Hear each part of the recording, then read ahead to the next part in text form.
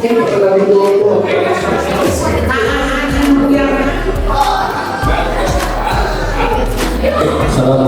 warahmatullahi wabarakatuh. Alhamdulillahilladzi amara iman Islam asyhadu an la ilaha illallah wa asyhadu anna Muhammadan abduhu wa rasuluh. Allahumma shalli ala Muhammad wa ala alihi wa sahbihi ajma'in. Puji dan syukur marilah kita panjatkan kepada Allah Subhanahu wa taala atas karunia dan nikmatnya hingga pada kesempatan ini kita dapat berkumpul bersilaturahmi dalam rangka pengajian bulanan. Mudah-mudahan kita semua ada dalam ridha Allah Subhanahu wa taala. Amin ya rabbal alamin. Salat dan salam semoga selalu tercurah kepada Nabi Muhammad sallallahu alaihi wasallam, pada keluarganya, sahabatnya dan sahabat kepada kita semua. Yang terhormat ayah anda almarhum Bapak Haji Fakih dan terima kasih atas segala Bapak, dan yang terhormati Bapak Ibu yang telah hadir pada kesempatan ini. Termasuk acara inti yaitu sedang berani atau berani, dan insya Allah tema kita kali ini sangat mendasar tetapi sangat urgen, di mana kita akan bahas tentang tata cara sholat. Ya, kenapa ini perlu dibahas?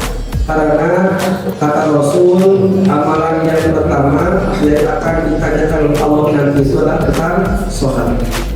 Makanya kalau sholatnya benar, rapi, berat dan lainnya. Dan insya Allah untuk masa kali ini sekolah mungkin mudah.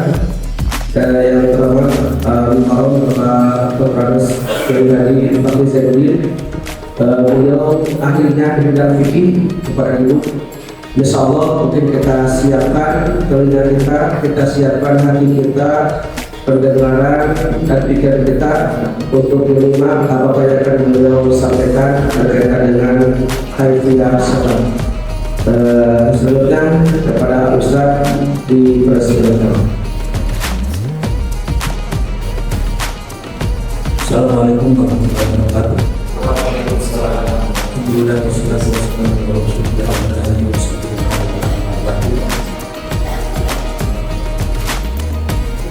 Alhamdulillah pada kesempatan ini saya dapat hadir memenuhi undangan dari kajian khusus yang ada di masalah sholat. Memang sholat itu adalah amalan yang nanti pertama kali nanti akan diajarkan kepada baiknya sholat, baiknya amal, baiknya pada sholat. Dimulai saja dari pertama kali dari pengertian sholat. Jadi sholat itu adalah amalun wa amalun wa aqwalun kata-kata takbir, kata-kata tasbih. Yang dinamakan sholat itu adalah segala perkataan, segala perbuatan yang dimulai dengan takbir diakhiri dengan salam. Jadi takbiratul ihram itu ya dengan cara mengangkat kedua tangan, tangan ini sejajar dengan tidak sedikit. Sini tangan orang di sini. Tangan ini sejajar dengan daun kalimat. Allah yang akan nanti kalau samping dia meletakkan tangan kanan di atas tangan kiri pada dada. Ala di sini jangan diterjemahkan ke atas. Yang dinamakan ala itu artinya di atas seperti ini, di atas. Tapi tidak selamanya yang dinamakan ala itu mesti di atas seperti ini. Contohnya misalnya dalam bahasa Arab, saya menulis di atas papan tulis. Aktubu ala saburo. Pengertian ala di sini bukan artinya di Quran Nabi ada seperti itu, tapi ada.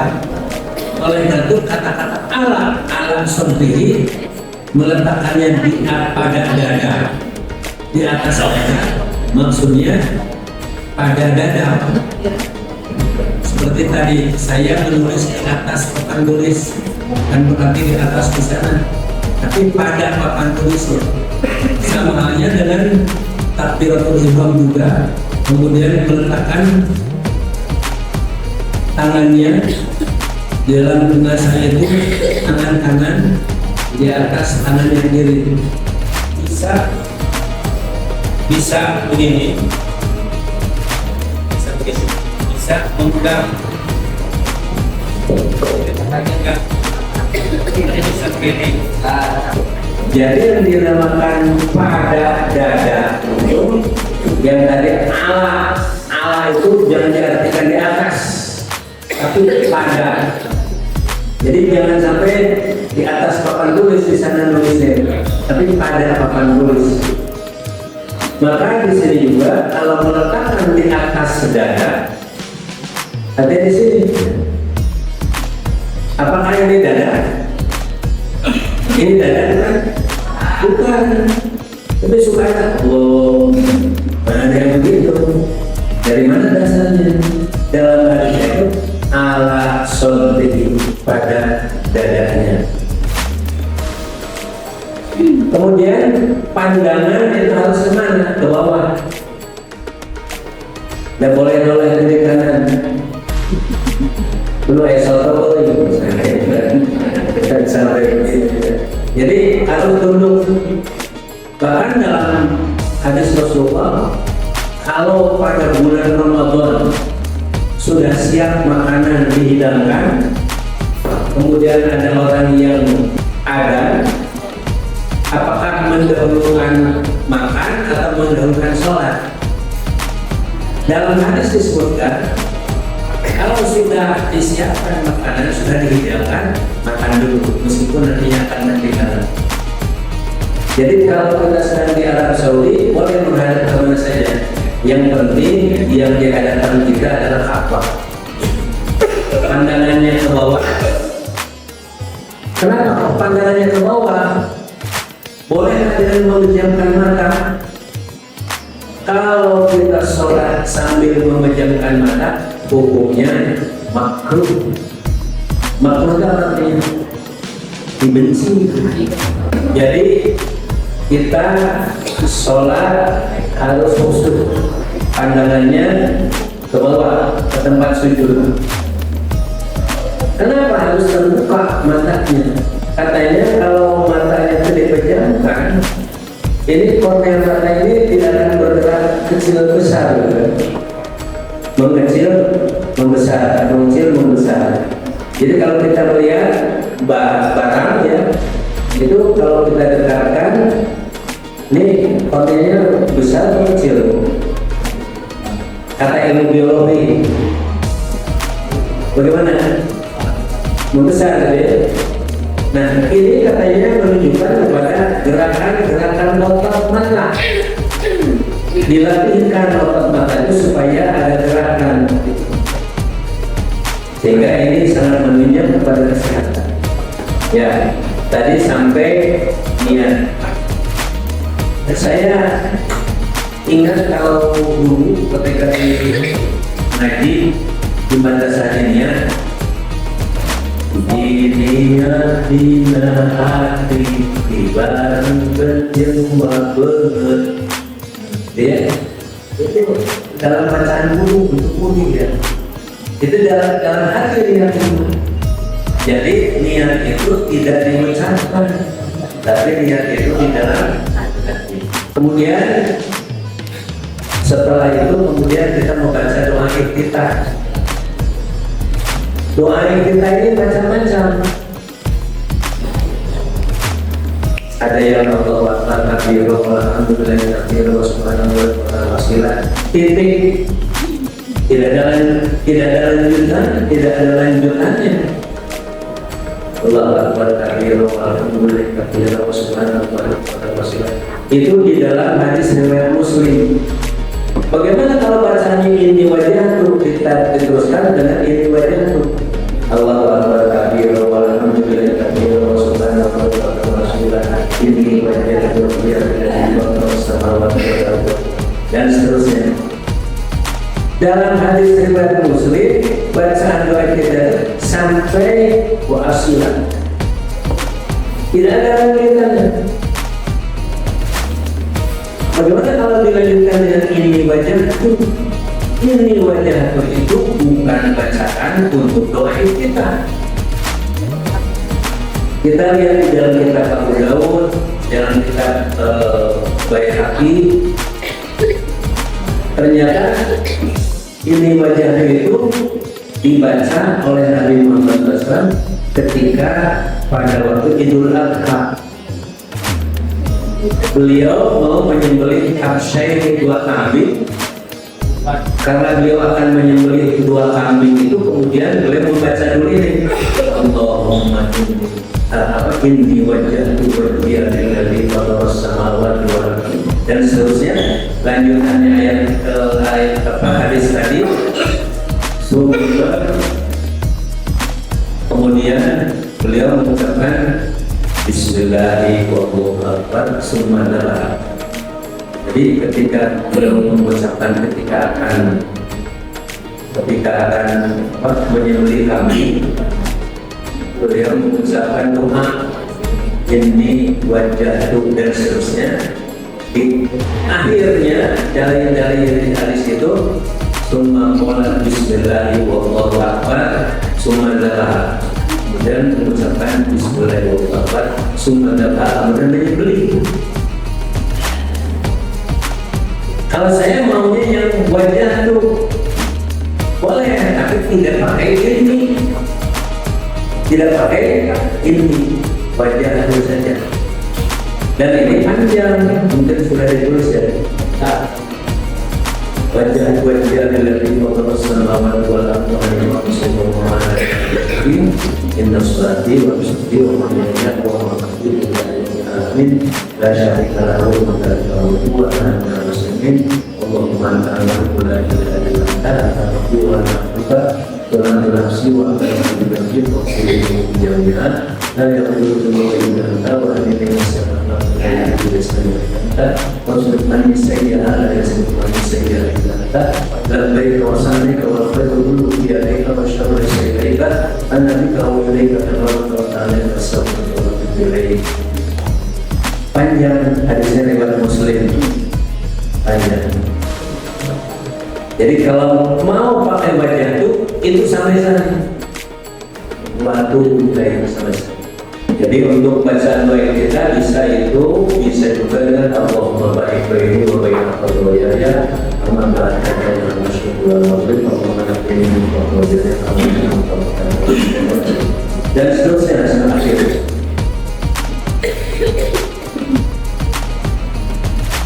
Ada lagi yang lainnya subhanallah wa bihamdihi boleh pilih mau yang mana saja. Yang penting bacaannya tuntas, biar sedikit tuntas. Mau yang panjang, yang wajah tuh, tapi berakhir sampai wa'atu sampai saya bertobat kepada Allah. Kemudian setelah itu membaca Fatihah. Membaca Fatihahnya pakai bismillah atau tidak? Pada masa Rasulullah SAW ada beberapa hadis, ada yang pakai bismillah, ada yang tidak pakai bismillah. Tapi kebanyakan hadis itu yang tidak memakai bismillah. Tapi bukan berarti kita tidak boleh baca bismillah, boleh saja baca bismillah. Kenapa di Muhammadiyah itu sudah mulainya dengan Alhamdulillah. Dia tidak baca bismillah, bukan tidak membaca bismillah, baca, tapi bismillahnya di dalam hati. Bukan tidak membaca bismillah, Kalau di Muhammadiyah pada waktu khutbah Jumat, kemudian menjadi imam, kemudian duduk Allahu Akbar, alhamdulillahirabbil alamin, bukan berarti tidak membaca bismillah. Baca bismillahnya tapi sir. Kemudian setelah itu baca surah. Surahnya mulai mau yang pendek, silakan mau yang panjang. Kemudian takbir, kemudian ruku. Angkatannya tidak waktu akan ruku. Waktu akan ruku angkatannya tidak, atau langsung ruku. Ya, langsung ruku atau ngangkat tangan dulu. Ngangkat tangan dulu, baru ruku. Bacaan rukunya bisa bermacam-macam. Bisa subuh terus malaikat baru, bisa juga subhanallah bihamdi, tapi tidak pakai wabihamdi. Yang subhanallah bihamdi pakai wabihamdi, semua hadisnya lemah, tidak ada yang kuat. Oleh karena itu kalau kita memakai hadis subhanallah bihamdi boleh, tapi tidak pakai wabihamdi. Kemudian waktu turun ke sujud dan ketika ruku atau sujud ada hadis ini Nabi Hurairah katakan orang tidak salah apabila salah seorang di antara kalian sholat balayaknu ajaran menderung karena yang berwajib seperti menurunnya empat. Jadi kalau itu kalau mau wudhu biasanya yang diletakkan ini kita sedang berdiri mau duduk ya, ini dulu sikut dulu. Jadi kalau menurun katanya kalau ya buruk sama ya buruk, jangan seperti unta, yaitu menurunkan lutut. Kemudian dalam hadis berikutnya An bin Abbasin Qala Rasulullah SAW umirtu, sabda Rasul, saya diperintahkan oleh Allah umirtu an asjuda ala sab'ati atumin, saya diperintahkan sujud pada 7 anggota al-jabha, pada hening, wa asyara biyadihi ila anfi, kemudian kening, kemudian menunjukkan kepada ibunya. Artinya waktu sujud itu anggota sujud itu adalah kening dan hidung. Satu itu. Walau pada ini kemudian dua lutut. Watraful qadami dan ujung dua kakinya.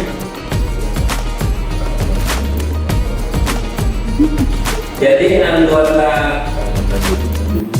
sujud itu alal jabah, wal yadaini, kemudian dua tangan, dua lutut dan dua ujung jari kaki.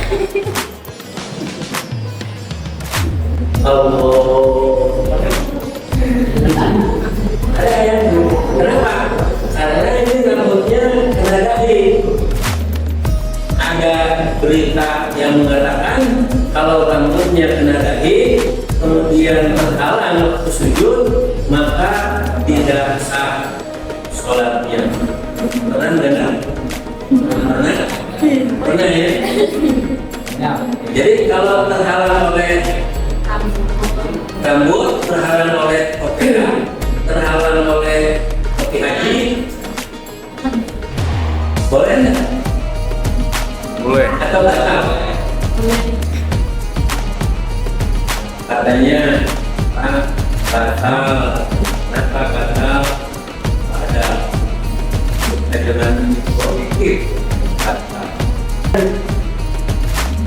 ketika tasyahud awal, tahiyat awal bacaannya sampai itu. At-tahiyat boleh ada dua macam, ada tahiyat lillah, ada tahiyatul barokatus sholawatu thayyibatulillah.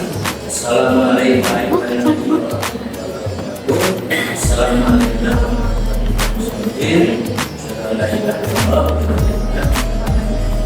Rasulullah pada dan pada.